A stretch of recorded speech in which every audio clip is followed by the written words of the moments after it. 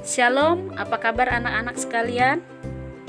Baik bertemu kembali bersama dengan Ibu dalam mata pelajaran Pendidikan Agama Kristen kelas 7 semester 2. Baik, sebelum kita memulai kegiatan pembelajaran kita hari ini, kita berdoa terlebih dahulu. Mari kita berdoa.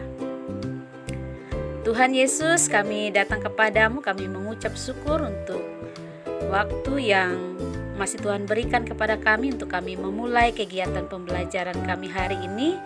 Berkati anak-anak kami, berkati kami semua sehingga pembelajaran ini boleh memberkati kami. Terima kasih Bapa, di dalam nama Tuhan Yesus kami berdoa dan mengucap syukur. Haleluya. Amin.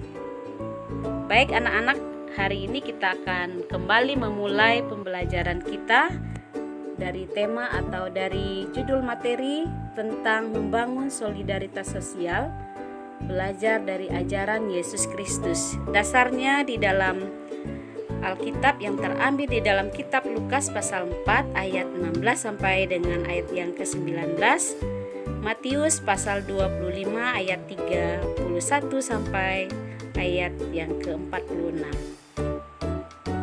Kita mulai dengan kompetensi dasar 3.3, menganalisis nilai-nilai Kristiani mengacu pada Alkitab.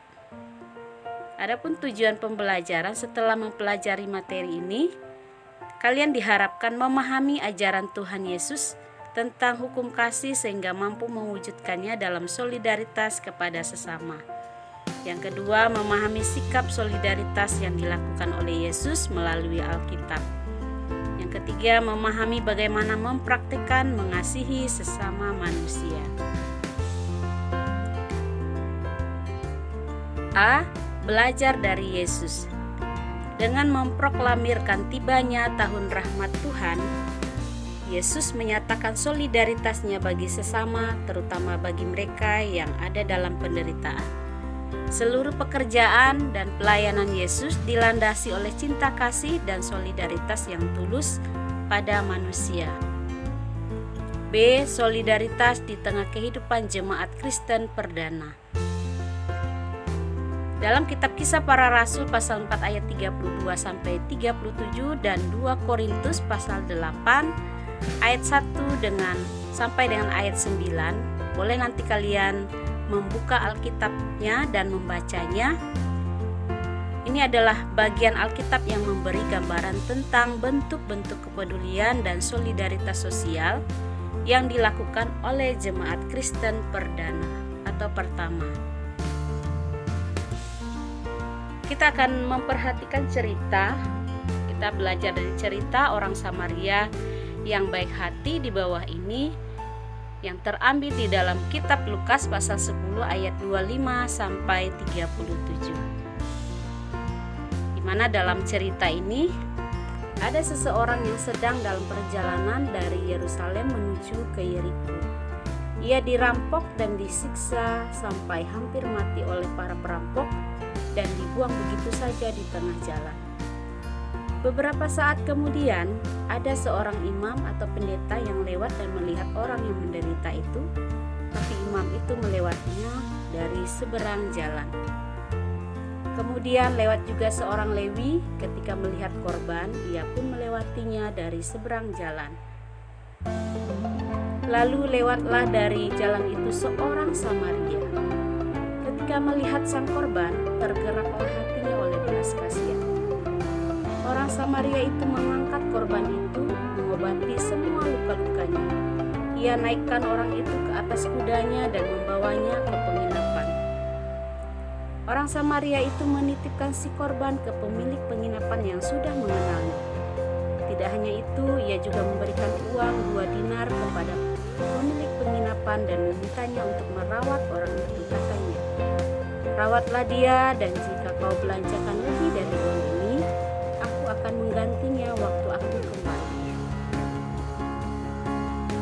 Baik anak-anak, setelah membaca cerita di atas, ada beberapa pertanyaan berikut yang harus kalian jawab. Ada 4. Nanti untuk soal yang akan kalian jawab, silakan kalian catat di buku, kalian fotokan dan kirim di GC. Soal pertama, Siapakah dari antara tokoh-tokoh cerita yang menunjukkan solidaritasnya kepada sesama? Yang kedua, apa penilaianmu terhadap sikap imam atau pendeta dalam kisah ini? Setujukah kamu dengan sikap sang imam? Soal yang ketiga, apa penilaianmu terhadap sikap orang Lewi itu? Soal yang keempat, apakah pesan yang ingin kamu sampaikan oleh Yesus melalui cerita atau perumpamaan ini? Silakan nanti kalian kerjakan soalnya. Kita lanjutkan. Yesus Kristus adalah tokoh utama yang mengajarkan hukum cinta kasih pada sesama. Ia memberikan hukum yang harus dijalankan oleh umatnya, yaitu kasihilah Tuhan Allahmu dengan segenap hatimu dan dengan segenap akal budimu. Dan hukum yang kedua yang sama dengan itu adalah kasihilah sesamamu manusia seperti dirimu sendiri. Yesus mengajarkan bahwa kasih kepada Tuhan tidak terlepas dari kasih kepada sesama. Demikian pula sebaliknya, kasih pada sesama tidak terlepas dari kasih terhadap Tuhan. Orang yang mengaku dirinya pengikut Yesus Kristus harus membuktikan bahwa dia mampu menunjukkan dan mewujudkan kasih-Nya kepada Tuhan dan sesama.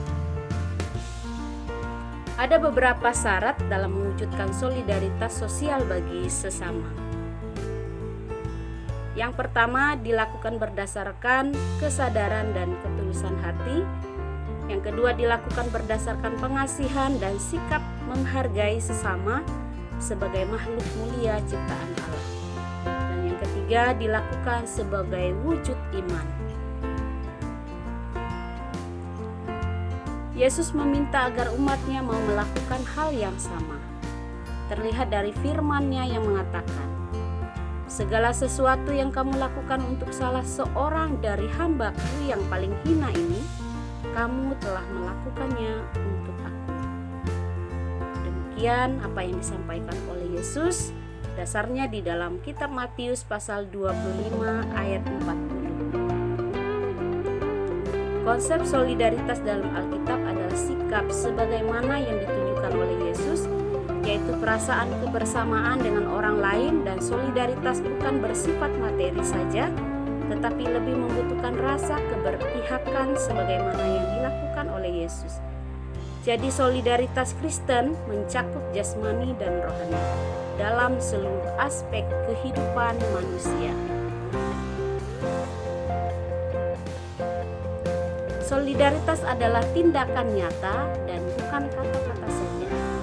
Jika seseorang berkata bahwa ia mencintai saudaranya, keluarganya, sesamanya, maka ia harus membuktikan melalui perbuatan. Karena iman tanpa perbuatan hakikatnya adalah mati. Kita akan masuk ke dalam rangkuman. Yesus Kristus adalah tokoh yang mengajarkan solidaritas bagi sesama.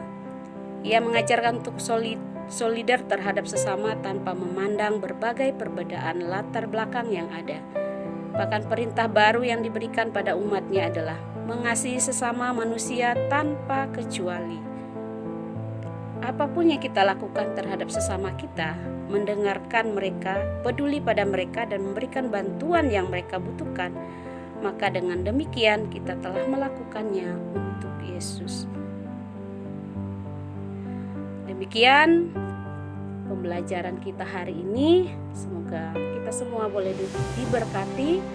Terima kasih, Tuhan Yesus memberkati. Mari kita berdoa. Terima kasih Tuhan Yesus untuk pertemuan hari ini.